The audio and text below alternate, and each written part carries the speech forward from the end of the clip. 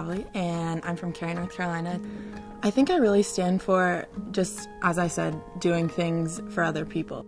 Megan not only realized she liked helping others, but she also made an effort to get involved in something she knew was bigger than herself. It was a project for school, and it was an organization called DECA, which is a marketing club, kind of, and I had a class dedicated to it. So two of my friends and I were just going to write up a business plan and basically just tell how to do something and tell how to do the gala, which we ended up doing. We each chose someone who we were going to dedicate our commitment to the project. Megan would soon find out that this project would take on a new meaning for her and her friends. 2 weeks in, my mom was diagnosed with breast cancer, which was completely ironic, completely like weird timing, but it just set a spark off, and we went into the project with full force and full passion.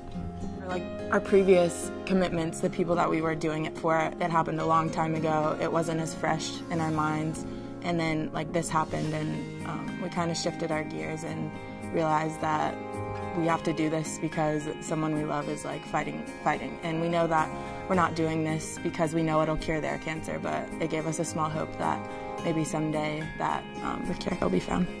The culmination of the efforts of Megan and her friends was realized at the gala, which turns out was a major success. The gala was in late January, and before the gala we had raised $16,000. So we had already blown past our goal, but then at the gala we had raised the rest and made it to $30,000. And at the end of that night, I don't think anyone believed it. We were all in shock, and we were like, how did 3 18-year-old girls raise $30,000? And we gave it directly to the V Foundation. They're completely endowed, so every single cent went to a cancer lab to give a doctor a grant. Megan had many great experiences throughout her service project, but meeting one person really stood out. We had a sponsor, and his name was Andy Clark, and he worked for a pavement company in our town.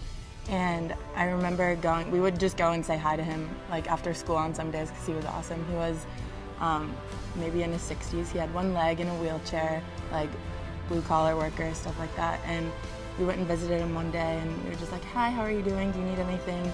And he just sat us down and was like, you are giving me hope in your generation. And that like blew us away. Like someone who's like an elder to us is telling us that we're making an impact on how he sees our generation. That was insane. Sponsors not only took notice of Megan's work, but so did Leo Lambert and other school representatives, as Megan was honored at this year's convocation for her outstanding efforts. I was completely honored to be chosen as one of 4 out of the over 1,000 freshmen here. I had no idea. I was sitting there with my roommate, and all of a sudden he was like, Megan Gravley. I was like, what? And I like looked around and I was like, is anyone else hearing this? I had no idea. As one of the starters of this year's volleyball team, Megan not only thinks back to how volleyball influenced her during her time of service, but also takes a look ahead at how she can make an impact here at Elon. We would have to schedule our meetings for the gala around that, and sometimes I'd have to miss the meetings, but honestly, I just, like, whenever I got on the court, I would forget about things that didn't pertain to volleyball. So it was a good way to kind of let go. I feel that my experience and like my leadership with the project has helped me a lot on the court. Not a lot of girls on the team know that I've done this, but I'm not one to just like bring it up in conversation. But I definitely think my leadership and experience has helped, and I think that's shown Coach Tindler that I can handle a lot more.